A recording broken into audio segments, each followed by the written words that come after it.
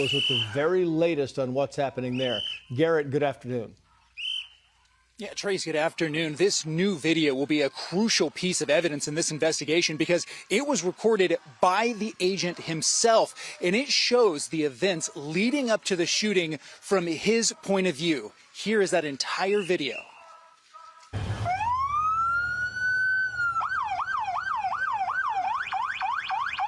fine, dude. I'm not mad at you. Show your face. I'm not mad at you. It's okay. We don't change our plates every morning, just so you know. It'll be the same plate when you come talk to us later. That's fine. U.S. citizen. You want to come at us? You want to come at us? I say go get yourself some lunch, big boy. Go ahead. Out of the car. Get out of the car. Get out of the car. Whoa! Vice President J.D. Vance reacted to this new video on X, saying, many of you have been told this law enforcement officer wasn't hit by a car, wasn't being harassed, and murdered an innocent woman. The reality is that his life was endangered, and he fired in self-defense. No response to the new video from city officials, but earlier today, Mayor Jacob Fry doubled down on his belief that this was a reckless abuse of power, and that any argument that this agent feared for his life are BS. Fox News Alert, breaking details now on two major news stories we're following. Let's begin with the unrest expected today in Minneapolis. We've seen a little bit there. The weather may be pushing back on that. It's severely cold right now. We're learning more about the woman who was killed after allegedly trying to ram an ICE agent with her vehicle. And tensions are also rising in Portland, Oregon, as border agents there fired defensive shots while investigating two people who were both believed to have ties to Venezuelan terror gang Tren de Aragua. Similar to Minneapolis, the driver there apparently tried to ram ICE agents on the scene with his car. We've seen this now 100 times since Trump took office, so we know it's a thing. That man and the passenger were injured in the event, but their conditions were not immediately clear. All of this and more unfolding all throughout this afternoon. This is Outnumbered. I'm Harris Faulkner, here with my co-host Emily Campagno. Also joining us today, Donna Rotuno, Fox News contributor, criminal defense attorney, and co-host of the weekly Rap Sheet on Fox Nation. Tomi Lahren is here, co-host of the Big Weekend Show, and the host of Tomi Lahren is Fearless, of course she is, on Outkick. And Dr. Mark Siegel, also fearless. Fox News senior medical analyst, professor of medicine at NYU Langone Health, and the author of the brand new bestseller, New York Times bestseller, The Miracles Among Us, How God's Grace Plays Role in Healing. Well, let's jump right in here, Emily, and I want to go to that news conference that happened this morning. And talk to me about how the law works when the mayor of the city was cussing. That's not illegal. We're talking all about how it was a murder and setting the scene and doing the whole thing, but now says you're not allowed to prejudge. And look, I don't want to conflate topics today, but right now, Luigi Mangione has some motions up for adjudication in the same city that we're sitting in. And the arguments presented by his defense were exactly that point. They claimed that the administration came out publicly and said certain damning things, tainting a potential jury pool and tainting the objective neutrality of the proceedings. And so now, fast forward to yesterday in Minnesota, and the whole point is we're seeing this again. So in the same breath, we have these elected officials there in Minneapolis, the leadership, I use quotes because they're anything but, and they're using such inflammatory rhetoric. And when called upon, when pressed upon it, by the way, the mayor had, I think, the gall to respond and say, all I did was drop an F-bomb, but ICE killed someone. Doubling down that no one's talking about your use of profanity, sir. What we are talking about is the rush to judgment and the public vilification of ICE that he says is sowing chaos, disruption, murder, killing, et cetera, et cetera. Too many quotes that we can't even fill, or that an hour's not enough to use to quote him and the governor there, that have absolutely laid a blanket of tone across the whole United States. And by the way, for them seeking to have their jurisdiction over it, to have the state weigh in and have their own investigation, why should anyone trust their objectivity when clearly the people they're reporting to are so obviously biased? But Donna, do we need their trust? I mean, do we need them as part of this? I mean, this is a federal investigation. Are they right or wrong? They say they have jurisdiction, but do they? They really don't. They don't have any real standing. This is an issue that took place between a federal law enforcement officer. This is an investigation that will happen by the federal government, and therefore the state really doesn't have any standing unless they were to find that there are state charges that they can bring. But in this case, this is not their officer. This is an officer that works for the federal government. And if you look back to the George Floyd situation, which obviously this all brings up that, terrible time, that was a Minnesota police officer. So that's why the state jurisdiction took over. Even though there was a federal prosecution separate and apart, this is different. This is a federal agent. I want to go a different way with you, Tommy. The organization on the ground and what we're finding out about this woman who was shot and killed by ICE agents as she was allegedly ramming one of them with her car. We know he was injured, so there's that part. What about these far-left groups? I mean, this woman reportedly now we know was part of that group. So was her wife. Right.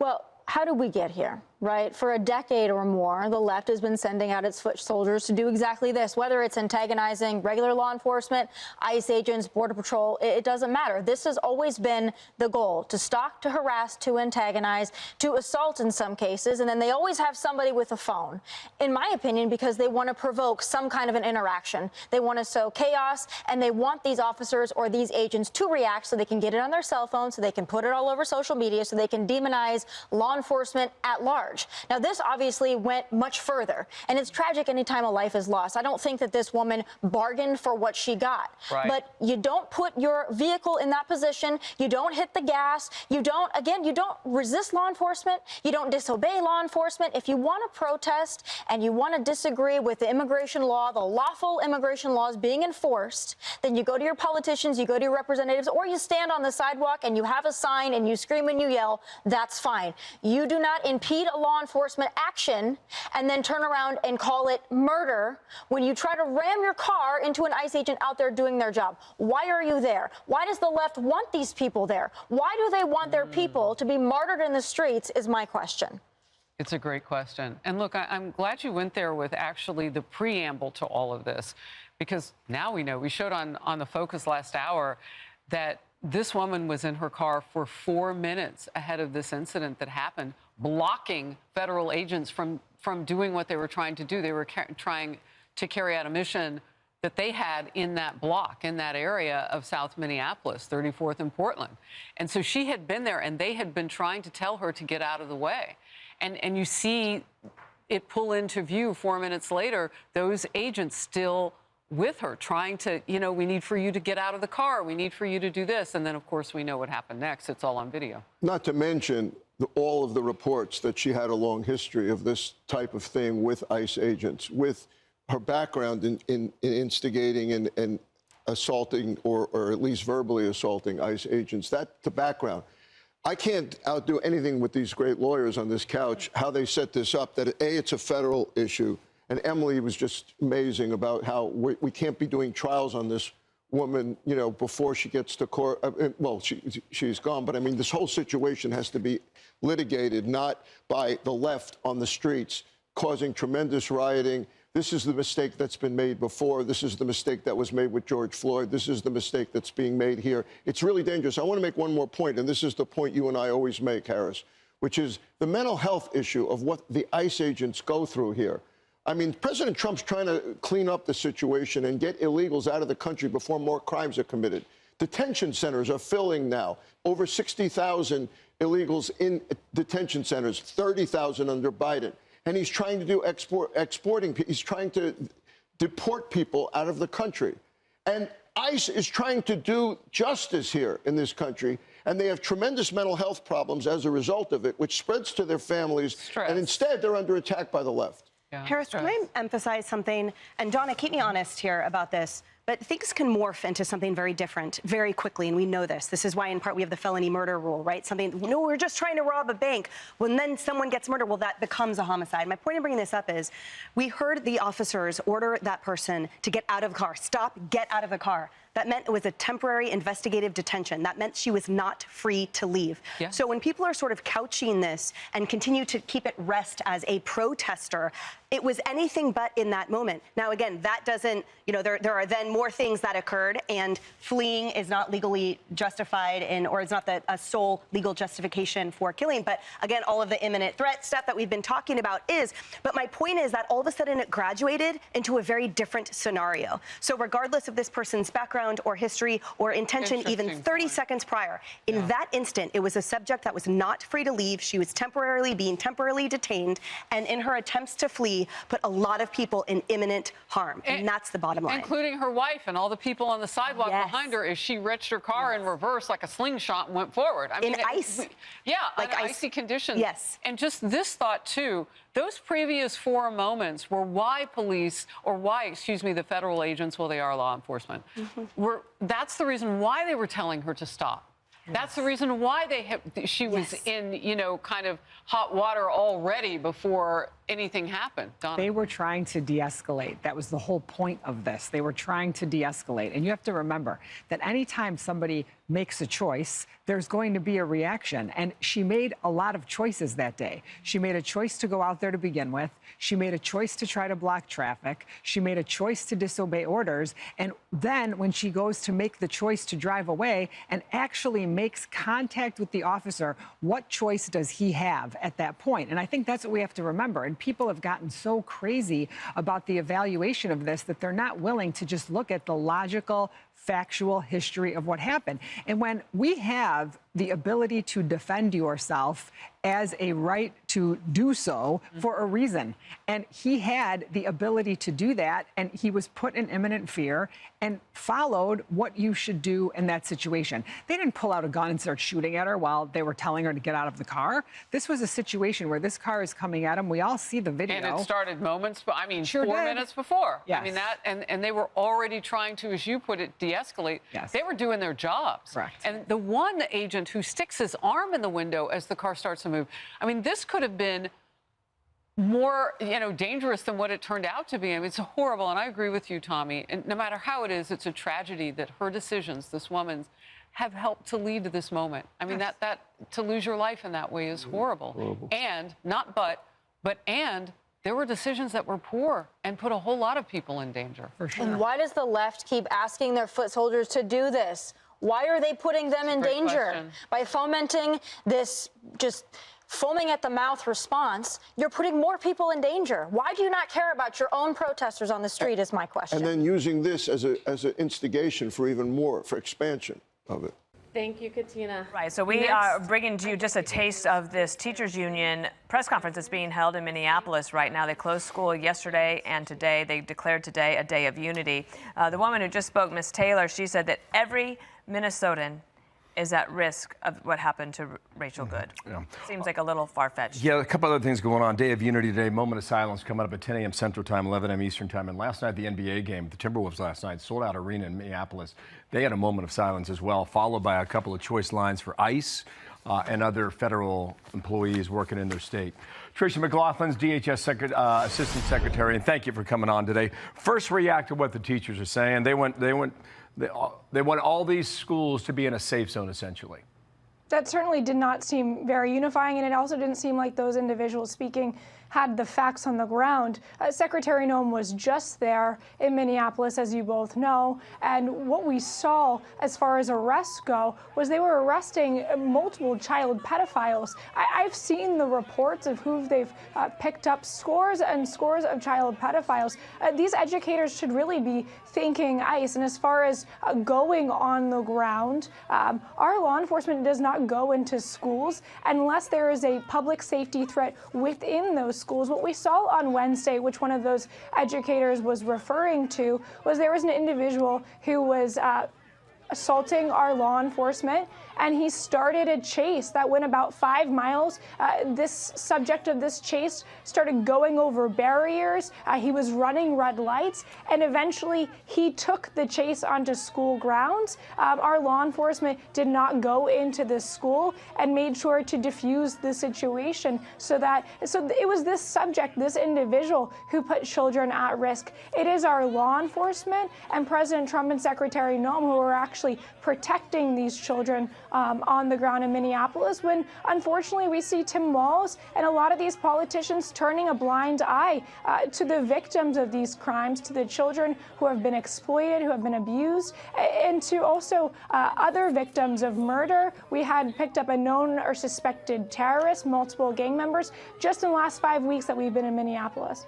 Tricia, you mentioned Governor Walz, and he was talking last night about Minnesota being taken out of the investigation. Watch here.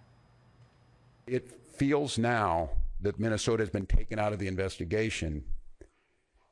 It feels very, very difficult that we will get a fair outcome. When Kristi Noem was judge, jury, and basically executioner yesterday, that's very, very difficult to think that they were going to be fair. With that being said, Minnesotans, we've risen to the occasion so far, but it's going to get challenging. Tricia, has Minnesota been taken out? Absolutely not. And he keeps on talking about how he feels instead of what the facts are on the ground. I'll let DOJ talk about the investigation itself, but his inflammatory rhetoric are certainly not helping public safety in Minnesota. And Dana, I also think it's important we talk about the facts that happened that day, especially when lethal force was used. This individual, the subject in question, the deceased, had been following our law enforcement throughout the day, stalking them.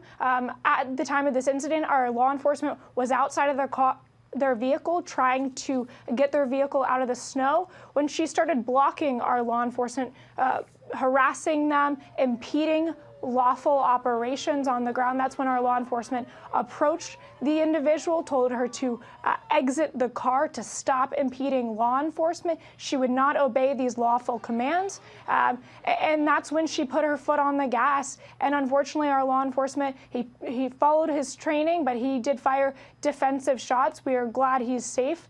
But with any loss of life, Dana, of course, we pray for the deceased and her family and our law enforcement, everyone involved. Well, what appears to be happening, Tricia, is that both sides are lining up to defend their arguments. And we're seeing this from the teachers union there in Minnesota.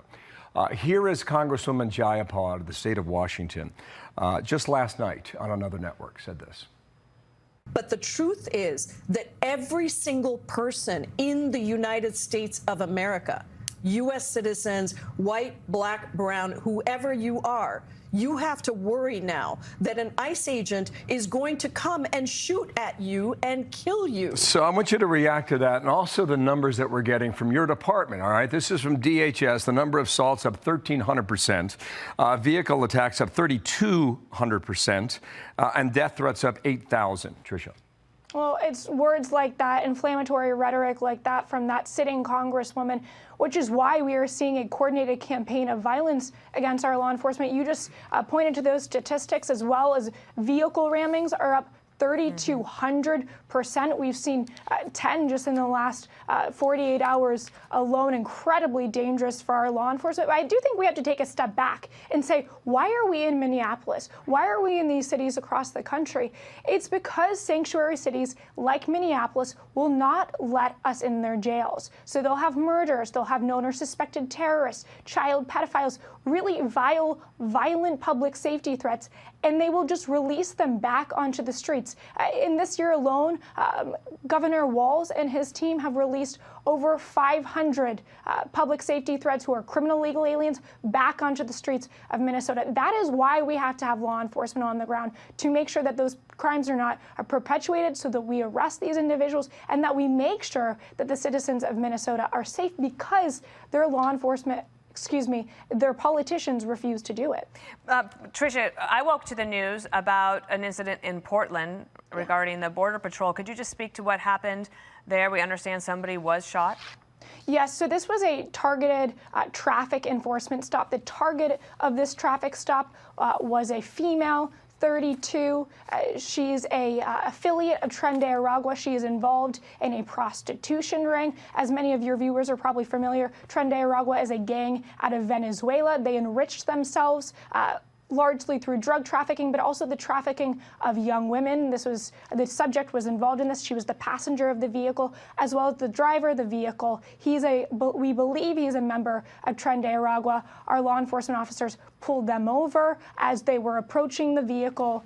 When the subjects realized who our law enforcement were, they pulled forward, attempting to hit our law enforcement. And that's when our agent, he again followed his training and fired defensive shots at that vehicle, and the subjects drove 5 miles, and they proceeded to call 911. They're now in the hospital. But our agent, he practiced and followed his training as he should have, and we're glad he's safe today. In the hospital and presumably under arrest as well at this point, Absolutely. correct on that? Absolutely. Okay, more to come on this, unfortunately, and we'll see what Tricia. city it happens Thank in. you. Thank you for your time today.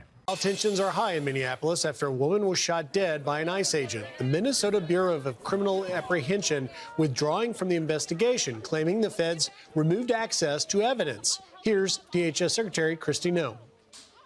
The head of Minnesota State Investigations Agency said that they've been cut out of the investigation into the fatal shooting in Minneapolis. Can you explain that reversal? I'd like to know where they've been and why they're not out on the streets investigating all of these people that are harassing and inciting violence on law enforcement officers right now. They're allowing this situation to be volatile. They're not doing their work. They haven't for years, and they have not been cut out.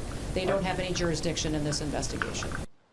Here to break it all down, the author of The 2 FBIs, The Bravery and Betrayal I Saw in My Time at the Bureau, Fox News contributor and former FBI Special Agent Nicole Parker joins us now. Nicole, walk us through this. Does Minnesota, does the state have any jurisdiction in this investigation? No. This is a federal investigation. Federal ICE agents were executing federal warrants. Therefore, it is federal jurisdiction. And that would be the FBI. They would maintain primary jurisdiction, which would also mean that the FBI maintains the evidence in the case. The FBI is always welcome to invite whoever they would like to help them with an investigation, but they are not required to ask anyone for help. And frankly, if the FBI does not need the assistance of the locals, then you likely will not see that. And that's what you're seeing in this instance right now. These violent crime task force that are set up, for instance, at the FBI, let's say FBI Minneapolis, I assume that it would be the violent crime squad investigating it. We have task force with locals on our task forces. If they needed the assistance of the locals, they can always tap into a task force officer from a local jurisdiction. But again, at this point in time, it does not appear that that is the case. When there is an assault on a federal officer, that is under Title 18 U.S. Code Section 111, and that gives the FBI primary jurisdiction to conduct these investigations. And my question is, why are they all of a sudden, the Minnesota, law enforcement, and Tim Walz is out there, having a huge fuss about this? All of a sudden they want to work with the feds. They've never wanted to work with the feds. So all of a sudden they want to work jointly with the FBI. Where have they been all of this time? They've never wanted to work with the feds. But now when it comes to potentially investigating an ICE agent, they are all over wanting to work with the feds. And if they think that the FBI cannot see that, they absolutely can. Well, and that's exactly what's so perplexing, Nicole, is why the state wants to be part of an investigation after they've already prejudged this ICE agent as guilty, some calling him a murderer. Here's a little bit of Governor Walz and Mayor Frey. Listen here. We've been warning for weeks that the Trump administration's dangerous, sensationalized operations are a threat to our public safety, that someone was going to get hurt. We do not need any further help from the federal government. To Donald Trump and Kristi Noem, you've done enough. What ICE is doing is terrorizing our community. If we're talking about what's inflammatory, on the one hand, you got someone who dropped an F-bomb, and on the other hand, you got someone who killed somebody else. So why do the locals want to be part of this investigation when they are grossly biased in their approach to whether or not ICE is at fault here? Again, based on my experience in working investigations, if there had been a local officer involved in this shooting, I could understand why they might, step in. And I have worked jointly with other local jurisdictions when it involves the feds and the locals. But in this instance, there was no level. They did not even want to be there. This is a sanctuary city. They would not even provide assistance or backup. The locals would not even help the feds. And so all of a sudden, they want this level of cooperation and to work jointly, and they want to see the evidence. And again, let's let the FBI conduct their full investigation. Let's see where the chips fall. Having been an FBI special agent who worked violent crime, This is very serious. They will be looking at the level of what the agent's perception was at the time that this incident occurred. Did the agent have reasonable belief that the subject posed imminent danger of death or serious physical injury to themselves or to another person? Agents are expected to make split-second decisions. It's action versus reaction. It comes down to life or death. And for anyone to think that a vehicle cannot be a deadly weapon, it absolutely can. Yeah, and the agent involved here has 10-plus years experience on the force, part of the ERO's elite SRT team. Unclear whether the Fed or the locals would give it a fair hearing. Nicole Parker, thank you very much. And make sure to check out her book, The Two FBIs. It's available now. Thank you, Nicole. Thank you. Fox has learned the woman killed in an ICE-involved shooting in Minneapolis was an activist who was part of the ICE Watch effort across the city. Here's Vice President Vance. Listen. You see, just with this most recent terrible incident in Minneapolis, you see friends of this woman's or other people who are eyewitnesses saying basically that she was there to engage in obstruction of a legitimate law enforcement operation. How did she get there? How did she learn about this? There's an entire network, and frankly, some of the media are participating in it, that is trying to incite violence against our law enforcement officers. Left-wing groups here mobilizing across the city. Let's bring in Cal Scheidler, Director for Homeland Security and Counterterrorism at the Center for Security Policy. Cal, who is this group, ICE Watch, and how are they funded?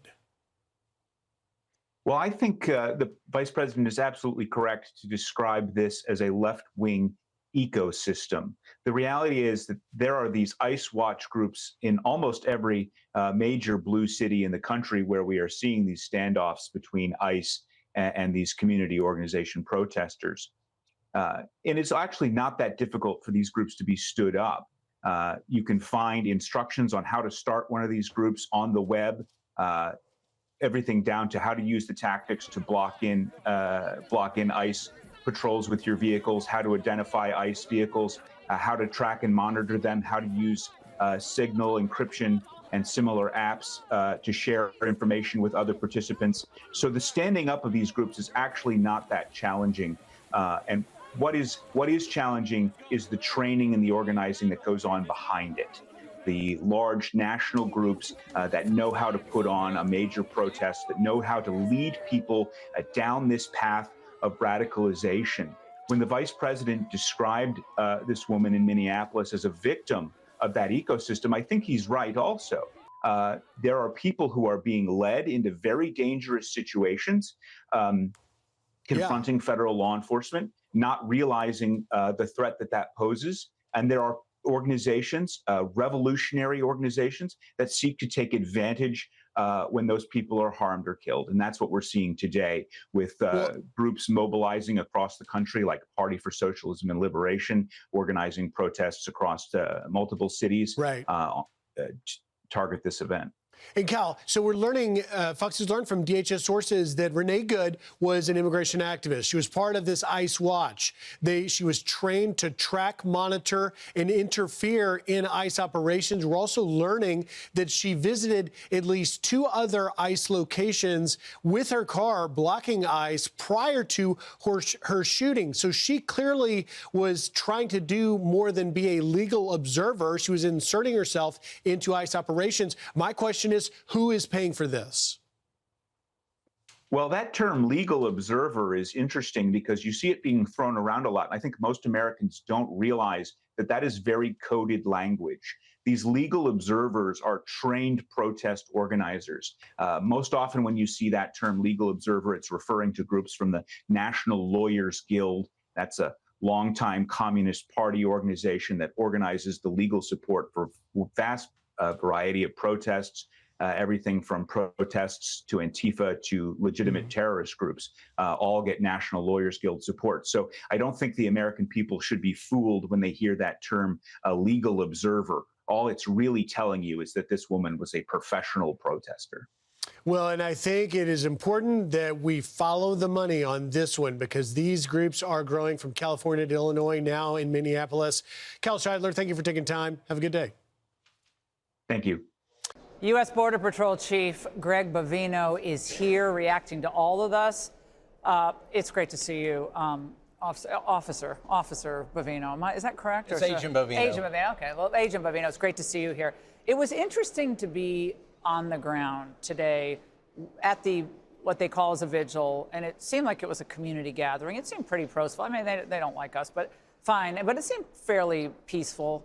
Although, man, they police their border pretty well there. I mean, they don't like anyone in their area that doesn't agree with them, which I found interesting.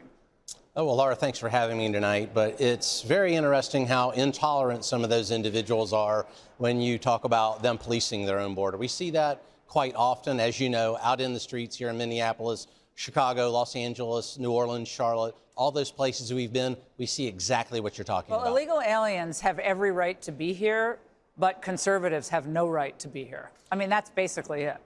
That's exactly it. That's what they're saying. That is what they are saying. This violent rhetoric, whether it's a Tim Walz, Newsom, a Pritzker, that is what they're saying, is they're choosing those illegal aliens over American citizens and over American law enforcement. It's reprehensible. I was told that yesterday, and I was told this today by a 26-year veteran of the Secret Service, that he has never seen a time where state and local officials had not supported the visit of a cabinet secretary to this state. And yesterday, there was no support of the visit of Kristi Noem, who came to address the horrible tragedy of yesterday. Is that surprising to you? I mean, you all usually work together. It's always surprising. State and local law enforcement and federal law enforcement have traditionally worked together on a myriad of missions, whether it's protecting a cabinet level member coming or that local law enforcement effort helping us. They've always supported us, but we don't see that now. Today out on the streets, Laura, I didn't see it as well. We were in Minneapolis. We had assaults, all kinds of violence towards Border Patrol agents. Where were the police? Yeah, well, and Tim Walz is speaking out a lot today. We have another clip. I want you to react to it. Let's watch. We have learned that the Trump administration has now denied the state that ability to participate in the investigation. And I just want to make this as clear as possible to everyone. Minnesota must be part of this investigation.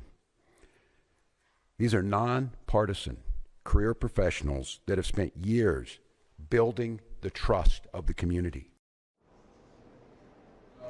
Well, your reaction to that? I mean, he's like, it's the fault of you guys.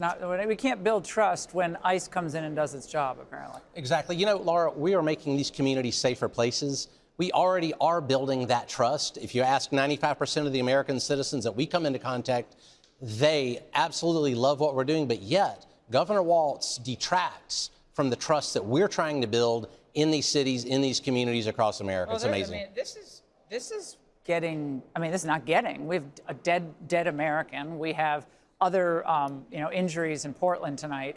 And they're not stopping. They say, oh, let's tamp down the rhetoric. So they say that, and then there's always the line, like implying or concluding that this was almost the murder of this Renee Good yesterday.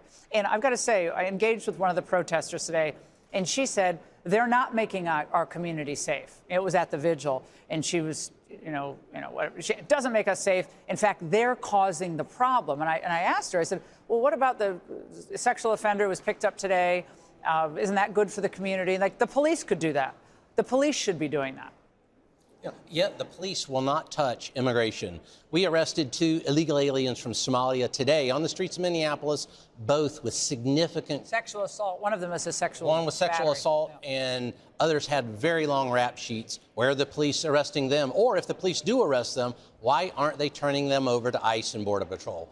When you ask them that, they don't seem to have an answer, Laura. Your message to those tonight who believe the protests that are breaking out, and again, it's not that many people. It's really, I mean, there's some real bad actors, other people that seem to be there and they're just holding their signs and they're screaming in their bullhorns, but it's kind of not, it's not that bad. I mean, as far as what I've seen in the George Floyd era, hopefully it doesn't get that bad, but they want to push you guys out of here.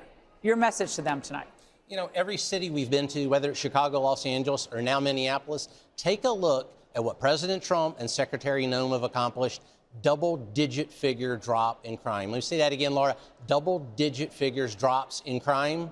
And that's why we're here. And you're going to see that here in Minneapolis starting yesterday. All right. Agent, great to see you as always. Can't believe I didn't see you out there. I think they all secretly liked me in the protest crowd. I actually talked to them. They were shocked that I didn't have horns. Good to see you, my friend. Good to see you. I'm calling on Trump's FBI to allow the Minnesota. Okay, so a BC couple of headlines out of Minneapolis earlier today. The teachers union is saying that they want ICE to stay away from the schools on the property. And also we got the mayor there with various representatives from government. Right, and the mayor is saying that the state officials need to be involved in a federal investigation. We bring back Carrie Urban and Jonathan Turley. And Carrie, we had just asked you and Jonathan about this. Did Jacob Fry say anything there that would change your mind of what you said earlier? Zero to me. It's just not how it works. He can't change the rules. You know, this is a federal law enforcement officer, an ICE agent, and therefore the feds are the one who investigate him. It's just the way it works. You can't change the rules just because it's politically convenient or you want to make a political statement, which is what's happening right now.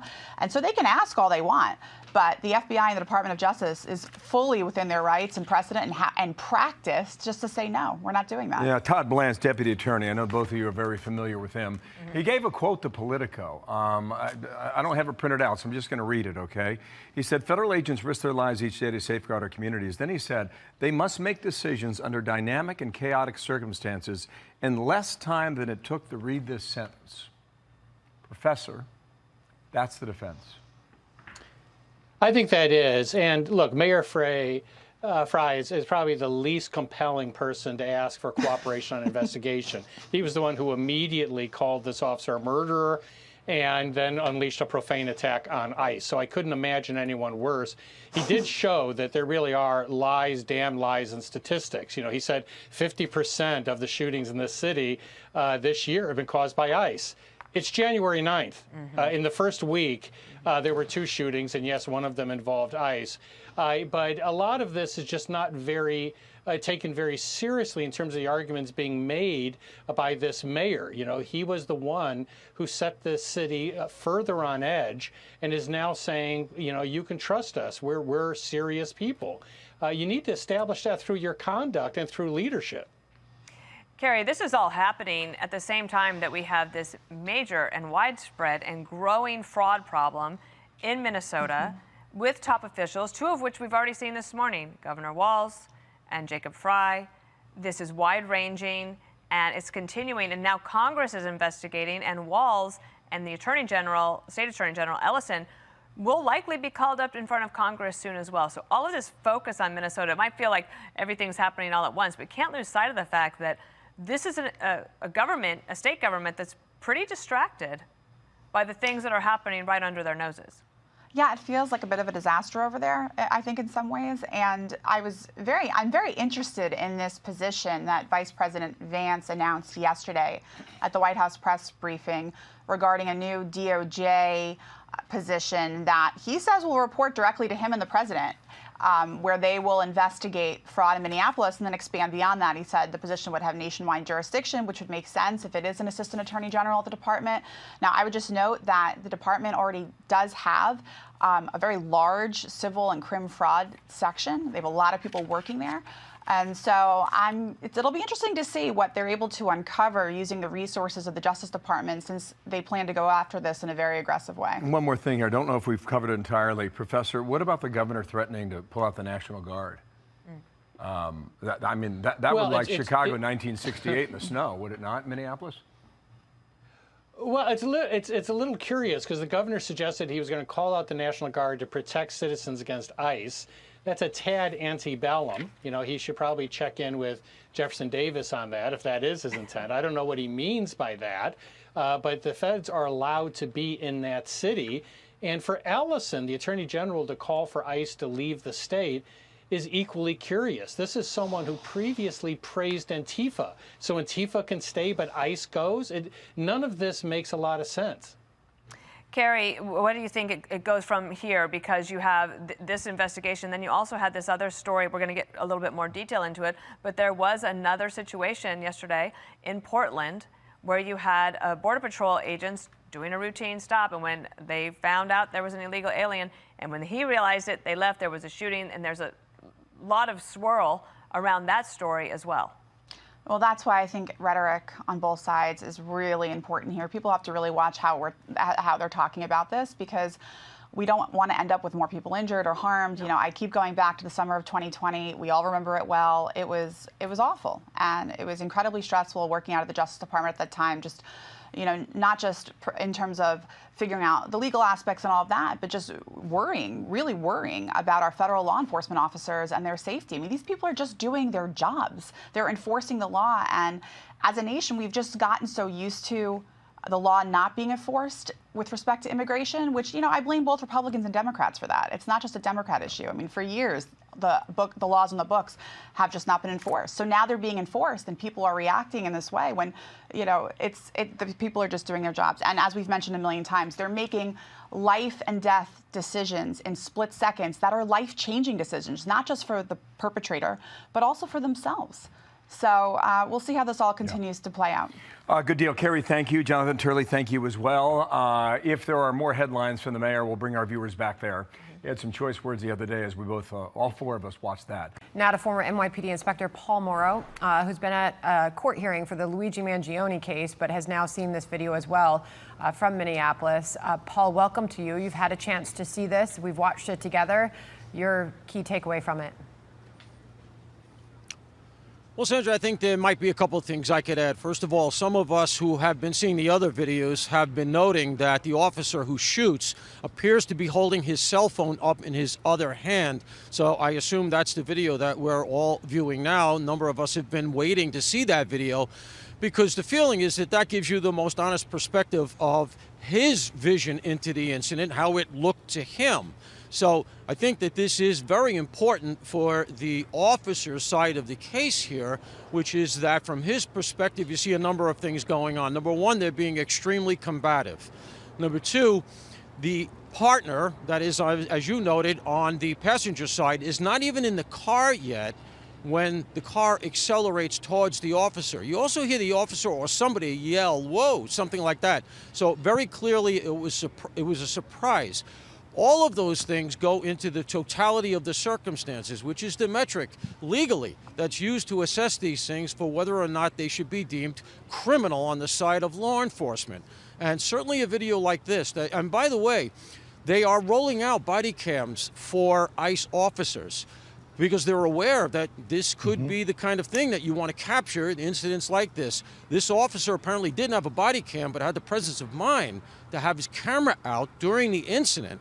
So he was cognizant of the fact that he was in a highly charged circumstance, and he definitely sounds surprised when this comes at him. It does sound like an impact.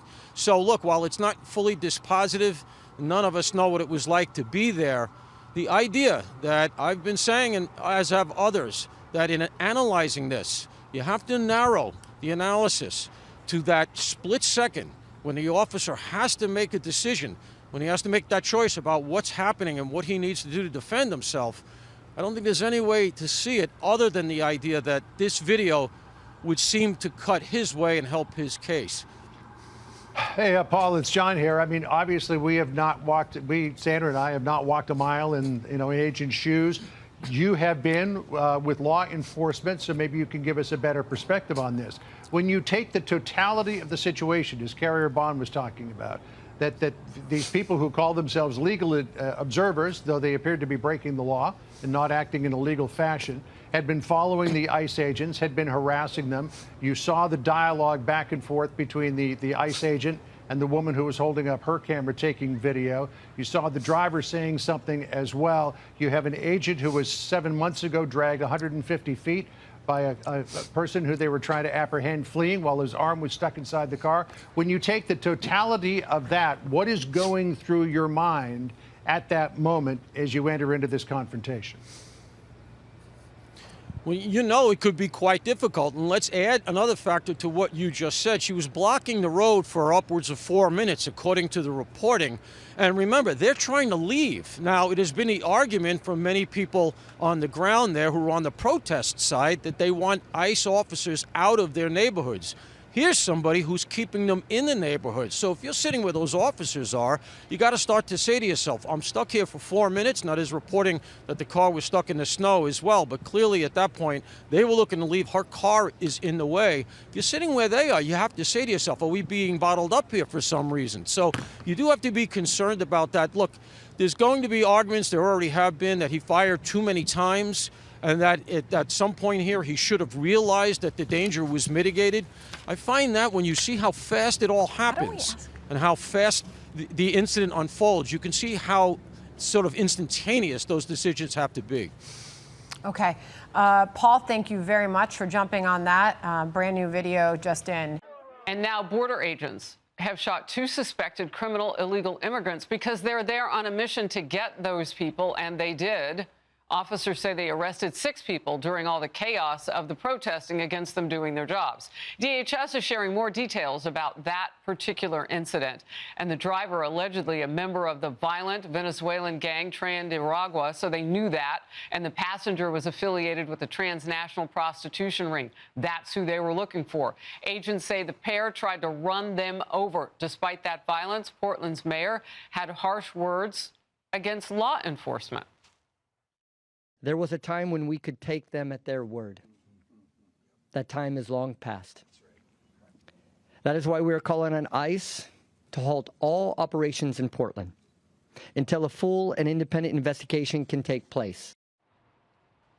So would that mean that the Portland mayor, Keith Wilson, is actually wanting to defend and protect the illegal aliens who are doing further crimes, violent crimes in our country? It's a question for him. Christina Coleman is in Portland now with more. Christina. Hi, Harris. Yes, DHS says the driver of that suspect vehicle was believed to be a member of TDA, that vicious Venezuelan gang. Authorities say after the shooting, he fled the scene and called 911 for help. Take a listen to the dispatch audio. Police are en route. It looks like callers saying that he was shot twice by ICE and his wife was shot as well. They have a male who was shot twice in the arm and his wife who was shot in the chest. Your talk group is going to be out 1. Stand by for additional dispatch. DHS identified both suspects in this case as criminal illegal aliens from Venezuela who were released into the country under the Biden administration since 2022. They say since then, the driver, the man you see there, was arrested for DUI and unauthorized use of a vehicle.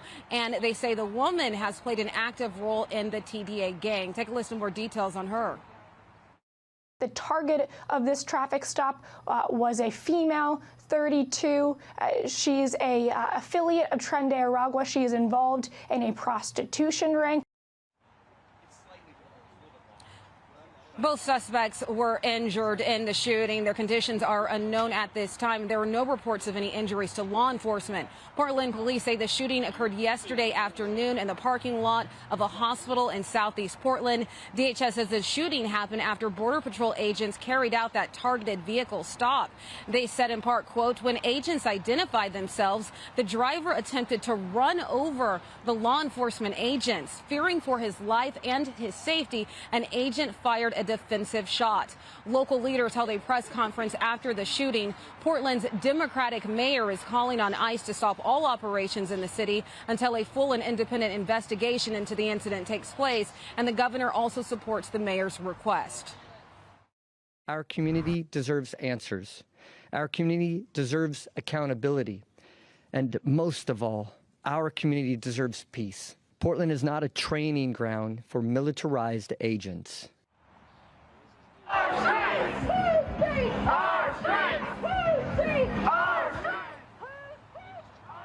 Now, following the shooting, protesters gathered here at the ICE facility. There were scuffles between some of them and law enforcement. Portland police arrested 6 of them for various charges, including riot, disorderly conduct, and interfering with a peace officer. Now, this is where many anti-ICE protests have taken place last year. Portland police say to date there's been at least 79 arrests related to all of this anti-ICE protest activity. Back to you.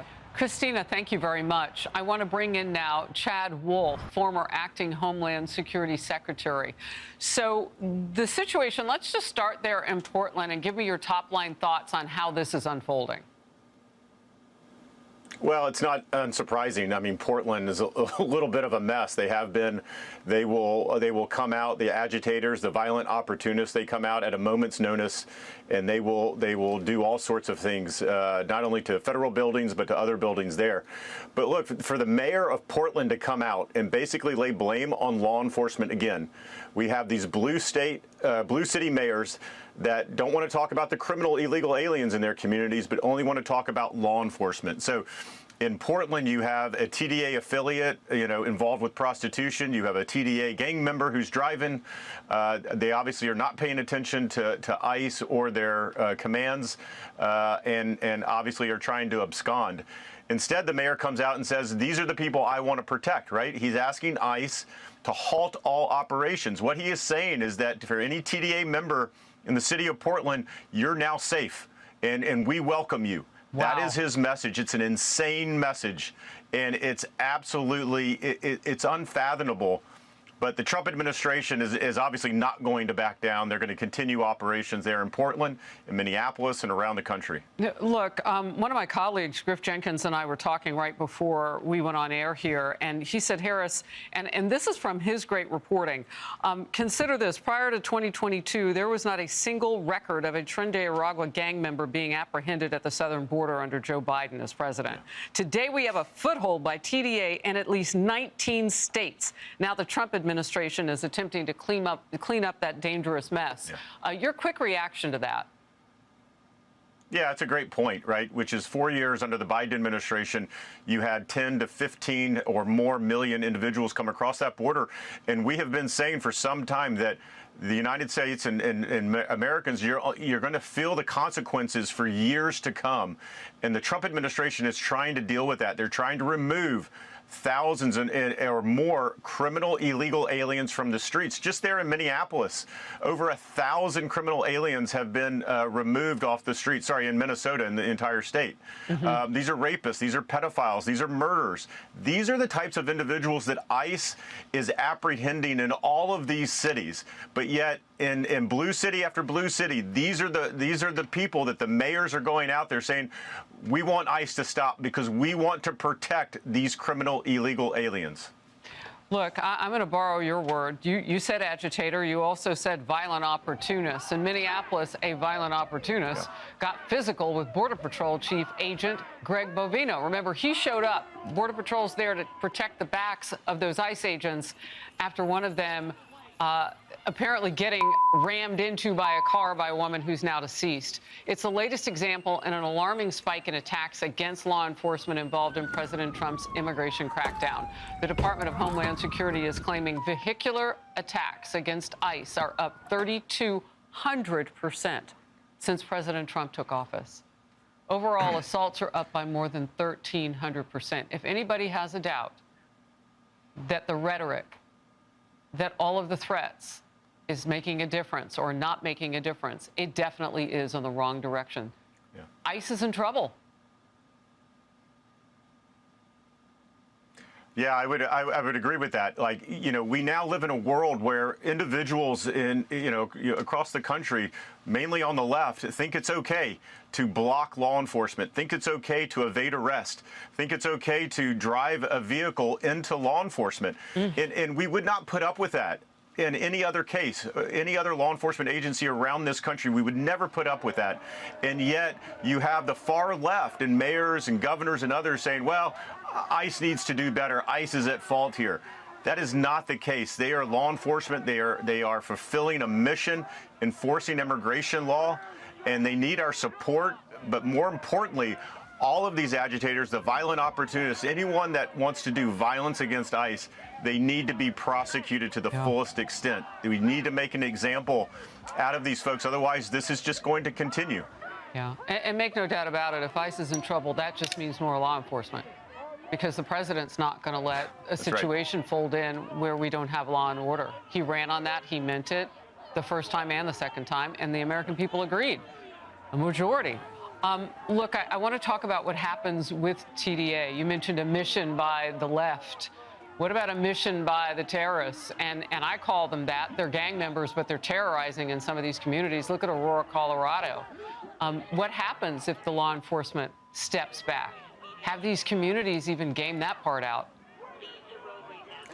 Right. Well, that's just it. I mean, TDA, as well as several others, have been designated as foreign terrorist organizations. So they're in Portland. And again, I go back to the mayor making comments where he wants ICE to retreat. What he is saying is that he is now welcoming a foreign terrorist organization into the city of Portland, and he wants to protect them. That is his message. We need to be very clear about that. That is his message when he's asking law enforcement to take a step back. It's ridiculous. President Trump, I know, and others are not going along with that. They're going to protect all Americans because the vast majority of Americans are on President Trump's side. They want criminal illegal aliens and those that don't have a legal right to be here removed from the country. They've been very clear about this. And, you're going to continue to see these left or these blue state mayors and governors try to continue to protect them. Former acting DHS Secretary Chad Wolf with me today. Thank you. The only thing I would add is there was another narrative there, and it was the woman who we believe to be Renee's wife yelling, "Drive, drive, drive." What was your takeaway after watching this video? I mean, it's such a confusing moment because it also seems like the wife is trying to get in the car, the seconds before she was shot. And the wife is also screaming and crying that it was her fault, that she was the one who convinced Renee to go to the ICE standoff and intervene. Never trust a narrative that is being forced on you before the body is cold, because whenever you have the exact same set of facts and people are pulling out completely opposite conclusions, to me that says the truth is somewhere in the middle. And I don't think either one of these people are without fault. I think Renee and her wife, they knew what they were doing. They knew that they were agitating the ICE officers. They were putting themselves in harm's way needlessly. I don't think that's the smartest way to protest. I think that if the firing officer and Renee had both had a second more, we would have had a totally different outcome, and we wouldn't be talking about this today. But unfortunately, that's not what happened. And this is also an officer who had been dragged 50 feet and had like 300 stitches last year over a car that was being used as a weapon. So he obviously has a different perception of the events based on what he had already been through. If she is hearing a command to get out of the car, I'm sorry, that's when you stop and get out of the car. And, it's like they're not screwing around, but I also don't believe that she should be dead. There was an FBI agent, contrary to your point, who told the Daily Mail after one shot, he should have stopped. He shouldn't have gone with the second and third shot. You discharge 2 shots and then you assess. I mean, I don't like 2 shots is usually the standard. I don't like to second guess law enforcement, but looking at this, something about it just doesn't feel right. And I hate the chaotic political environment where we're in, where rationality is a casualty. There's also the video that shows the car blocking the street for a good 4 minutes, Greg. We are all falling for the game. Everybody's going, this is so confusing. I don't like it. It's so chaotic. That was the point. The whole point. Nothing's going to be clear when you create deliberate chaos. So we have to sit here. We are actually doing exactly what they want. None of it matters. What happens at that moment is not what we should be talking about. In my view, again, let the investigations proceed. All this criminal analysis is a waste of your breath. I use that term awfuls in humor, the affluent white female liberal. Well, that comedy turned to tragedy because it was egged on by people who only use these women as props. They put them out front because visually it's a great statement when they get touched by a police officer. They do this in all protests. You shouldn't be mad at ICE. You should be outraged at those who foment these moments with the purpose of leading to chaos and death. All these videos contain white liberal women. Why isn't anybody talking about this? Screw the fake empathy about the dead mom from all these mayors and all these talking heads. If they had sincere empathy, they would ask that question. If you had sincere empathy, you would want to ask, why are there so many liberal white women who instead of spending time with their kids are risking their lives and breaking the law, for strangers who are here illegally? The real compassion comes from the people who've been pointing this out, who've been warning that this is going to happen. It doesn't matter to the people that, clearly, it's not going to change the mind of people on the left. You can show them any video they want. They're going to sit there and just meticulously do all this stuff. Oh, but did you see this? Oh, but did you see that? Then you show them another video. Don't waste your breath. They are selling you a lie. It's been around forever. This was all a setup. It may not have been her. Maybe they were hoping for a black woman, probably. It would have been better if it was believe me, they are not unhappy this mother is dead. She is being used. The goal was to get somebody killed, create a spectacle that explodes. So you have riots, so you have protests, and hopefully, in some minds, revolution.